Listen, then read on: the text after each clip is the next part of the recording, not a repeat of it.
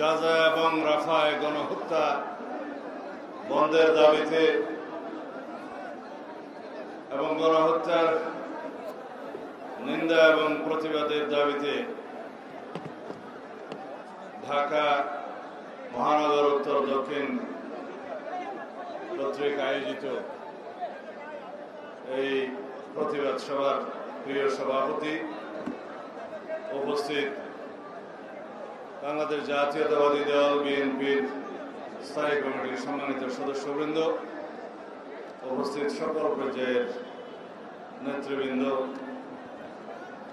এই তীব্র গরমের মধ্যে যারা উপস্থিত হয়েছেন ভাই ও বোনেরা, গণমাধ্যমের বন্ধুগণ, আসসালামু আলাইকুম ওয়া রাহমাতুল্লাহি ওয়া বারাকাতুহু।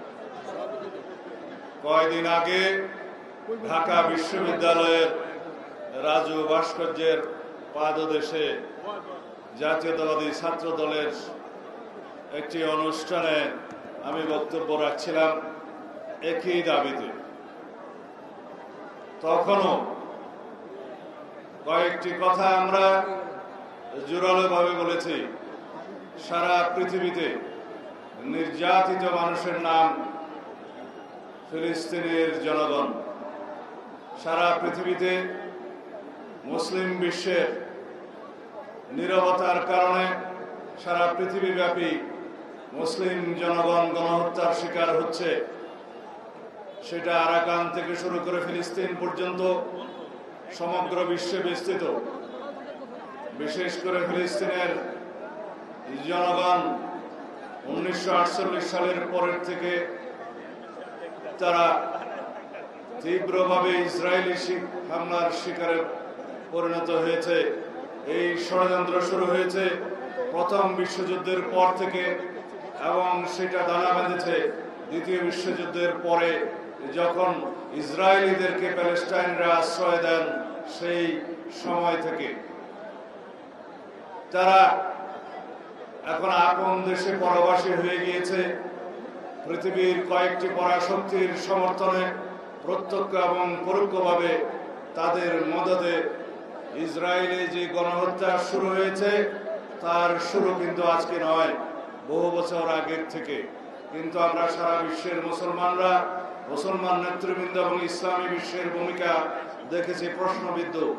যদিও 70-60 দশকের শেষের দিকে একটি যুদ্ধ হয়, তারপরে কয়েকবার প্রতিবাদ হয়, এরপর থেকে মুসলিম বিশ্বের ভূমিকা প্রশ্নবিদ্ধ।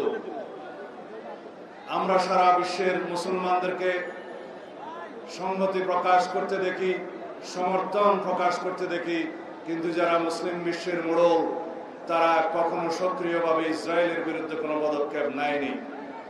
ইঙ্গো মার্কিন ষড়যন্ত্রের কারণে এই ফিলিস্তিনি জনগণ গণহত্যা সহ অমানবিক নির্যাতন নিপীড়নের শিকার হচ্ছে যুগের পর যুগ, দশকের পর না। জাতিসংঘের কোন সিদ্ধান্তকে তারা কখনো মেনে নেয় নাই, যদিও বা দু একবার জাতিসংঘে বিভিন্ন রকমের সিদ্ধান্ত এই ফিলিস্তিনি জনগণের পক্ষে নেওয়া হয়েছে। কয়েকটি পরাশক্তি তার বিরুদ্ধে ভেটো প্রদান করে সেগুলো কার্যকর করতে দেয়নি। আমরা তার নিন্দা এবং প্রতিবাদ জানাই।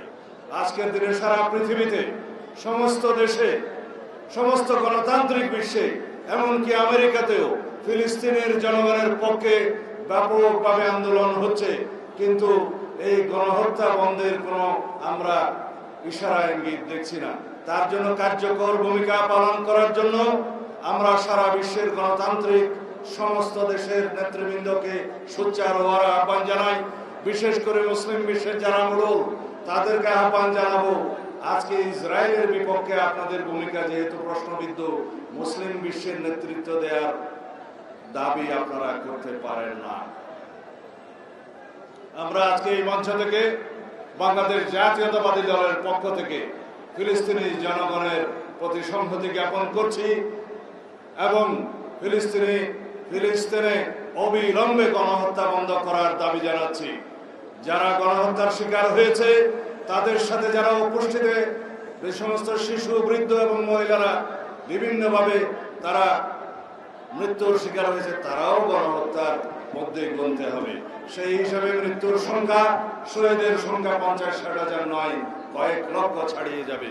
তাই বন্ধুগণ, আমরা বলতে চাই, বাংলাদেশের ইতিহাস, বাংলাদেশ জাতীয়তাবাদী দলের নেতৃত্বে, শহীদ রাষ্ট্রপতি জিয়াউর রহমানের নেতৃত্বে ফিলিস্তিনি জনগণের পাশে দাঁড়ানোর ইতিহাস।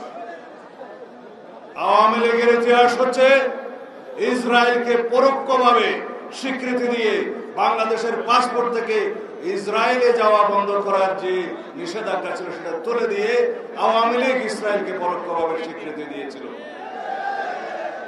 আওয়ামী লীগ ইসরায়েল থেকে আড়ি পাতার যন্ত্র কিনে এদেশের রাজনৈতিক কর্মী সহ সামাজিক কর্মী, মানবাধিকার কর্মীদের জনগণের বিরুদ্ধে আড়ি পাতার যন্ত্র কিনে তারা যে নির্যাতন নিপীড়নের সূচনা করেছে তার সাথে ইসরায়েল জড়িত, ইসরায়েলের সাথে আওয়ামী লীগ জড়িত। আমরা তার তীব্র নিন্দা এবং ধিক্কার জানাই। আমি আর বেশি বক্তব্য দেব না। আমরা যে প্রতিবাদ, যে নিন্দা জ্ঞাপনের ধারা শুরু করেছি, এটা যেন ফিলিস্তিনি জনগণের পাশে থাকার অব্যাহত প্রচেষ্টা হয় যতদিন পর্যন্ত ফিলিস্তিনি গণহত্যা